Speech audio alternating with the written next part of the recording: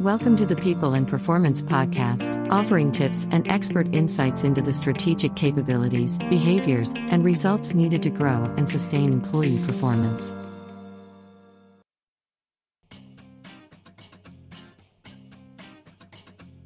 Thanks for listening to this episode of the People and Performance Podcast. I'm Chris Bjorling, co-host and president at Fidello Inc.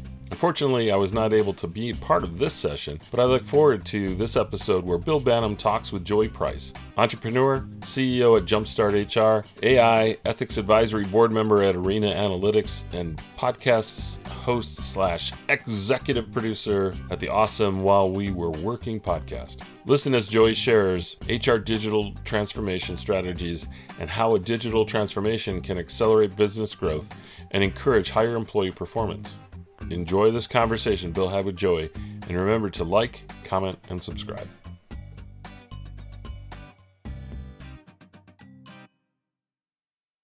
Joey, it's my pleasure to welcome you to the People and Performance Podcast today. Bill, I am excited to be here. Wouldn't want to be anywhere else for this chat. Thank you very much. That means a lot to me, Joey. So, listeners, for those who are not so familiar with Joey, although I can't believe there are many people out there within this world, the world of work, who don't know Joey, but Joey's pretty famous in the world of HR, and he's got a bunch of different shows that he does, one of which is called While We Were Working, the While We Were Working podcast. Let's start there. So from one podcast host to another, Joey, I'd love to learn a little bit more about your show, the mission, who you speak with, what you speak about. Start there. All right. So the While We Were Working show is all about building really great workplace culture and teams for small businesses, although everyone can learn from the topics we discuss. But we focus on the small business community here in the United States. And I started this pod in November of 2001. So we're about 30 to 40 episodes in now. We do it weekly.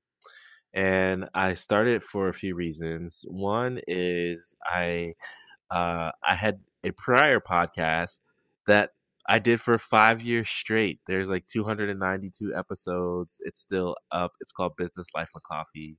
It was a great show, but I realized that it was more focused on something I'm passionate about on the periphery, and it wasn't really speaking to what I really am passionate about and want to be known for, and that's helping teams build great culture.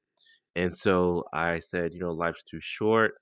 I want to do something that really aligns with my personal values, and so I started the pod. The other reason why I started the pod is I wanted to showcase the really great voices on our team.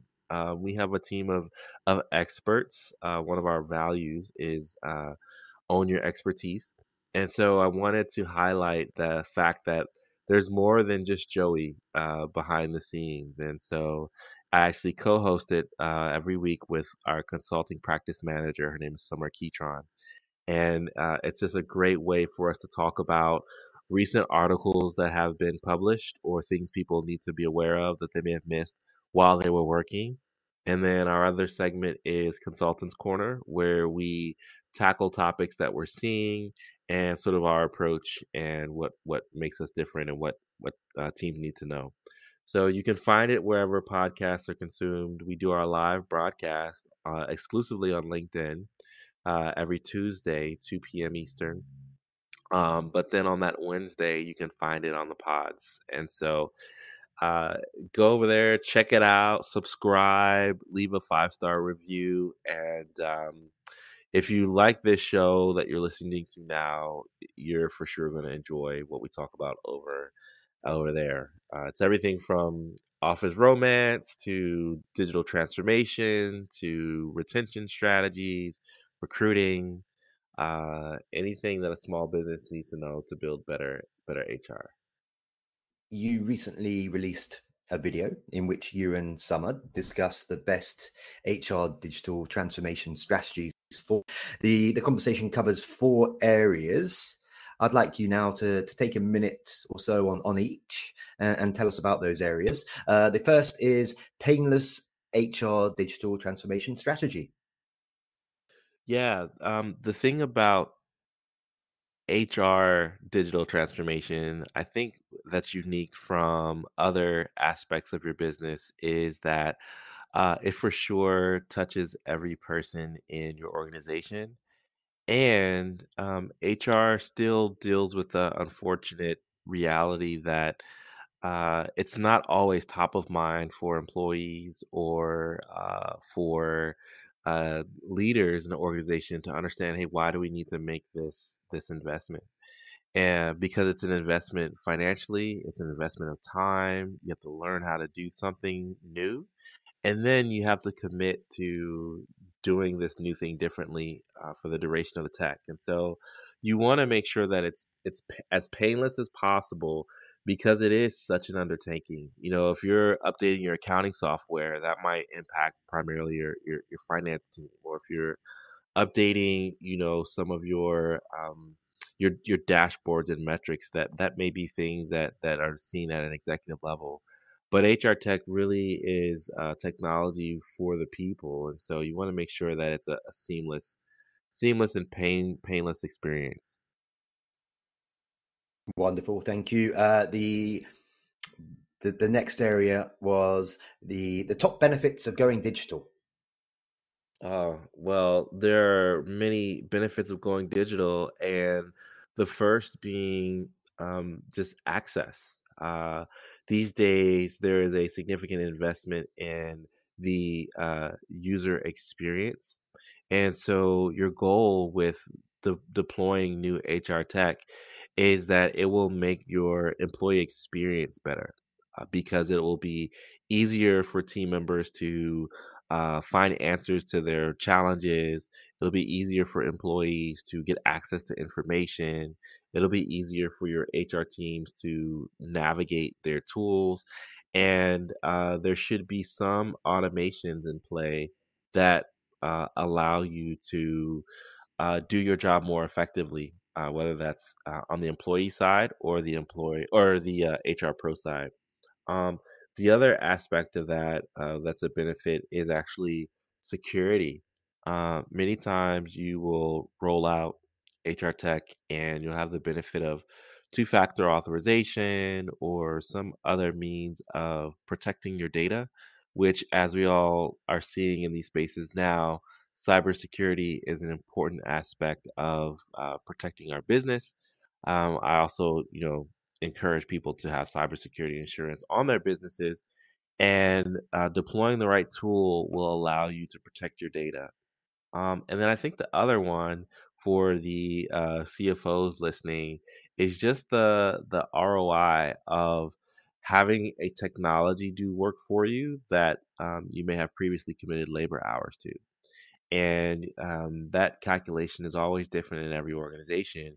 But anytime I can, invest in a tool that's a fixed cost and allow it to do, you know, exponentially more in terms of data processing, data migration, analytics, so on and so forth, that I would previously have required a team member to do. It's a win-win. Okay, because the next area is how a digital transformation can accelerate business growth. So there, are we talking about ways technology can augment functions which are traditionally done by humans, or is there more to it than that, Jerry? There's absolutely more to it than that. That is the start, and that is one of the main pillars of it. Making sure that your team can spend time focusing on parts of their role that really are less data heavy. But the other aspect of that too is you have to now think of your HR technology as a recruiting and retention tool, because when we're doing interviews for our team and even for our clients, you know, they're asking, well, what software are you using? What tools are you using? And as much as that's about, the candidate wanting to be in a place that has technology that's familiar to them, it's also about wanting to go to a place that embraces technological advancement. Uh, if you are still tracking things on paper, if your time card process hasn't been updated in 20 years, these are things that are a barrier to a workforce that think about, you know, everything we do on our phone now. We can order cars, we can purchase cars, we can buy car service, we can order food, you can, shop for a mortgage. All these things you can do online. Um, if your job or your workplace doesn't also reflect the digital transformation that we've experienced as consumers, it's going to be a harder sell for someone to want to go work at your team. So there's the value of moving your business forward because you're setting up greater efficiency, but then also moving your organization forward by being an employer of choice with the right HR tech stack. Oh, which is so seamless to the next to the next and final area, which is must know HR technologies. Well, I won't forecast any or share any particular technologies.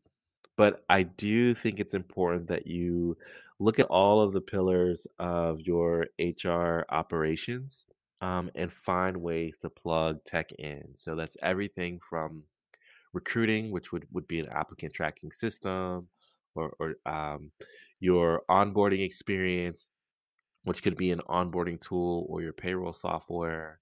It could be your data management, so your policies and procedures, and where they're stored. It's your payroll. How much of your payroll provider is self-service on the employee side, and how seamless does it make your HR team's job to execute payroll? The other aspect of it would be your performance management and realizing that it's important to have technology in place to facilitate that process. You also want to think about um, just your legal and compliance, and making sure you're good there, and that could be anything from background checks to things of that nature. And so there's a full suite. I didn't even get into employee comms, which we use tools to chat, and we have different channels in our tool that has different purposes because we're a fully remote team, and so you want to find ways to build culture. um, your tech stack is incredibly important, and so think about how you're using technology today and where you might be able to optimize because you're not using technology. And talk to people, talk to folks in your space, talk to professionals like us at Jumpstart, talk to Bill. There's a lot of information out there about the winning technologies that you can have in your organization. Just talk, people. Just talk.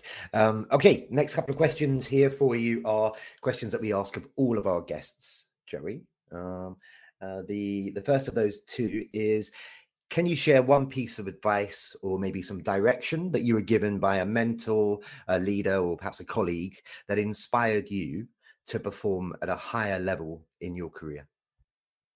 Yeah, absolutely. And I have a mentor who was my first customer when I started my business, and I'll never forget his investment in me as a professional, but also my personal and spiritual development as well. Um, and he had an office in a local town near us, but he relocated, and I had so been enthralled walking into his office and seeing these different like posters that have value statements on them. And when he was moving, he no longer needed them, and so I grabbed one. And it's a picture. I'm actually looking at it now because it's hanging up in my office. It's a picture of a sunset over an ocean, and it says, "After we've added value, then our day sunsets." And I've always held that belief that, if you want to be the best, it's not just about, clocking in and clocking out. It's about finding the most impactful way to add value and using that as the barrier or the standard of when is my day over. So every day I'm looking to add value, whether that's to my team members, to our customers, to our business and business processes. And I think it's that commitment, it's that value that has really helped create the organization that I hope to lead, and has allowed me to be the professional that I hope to become.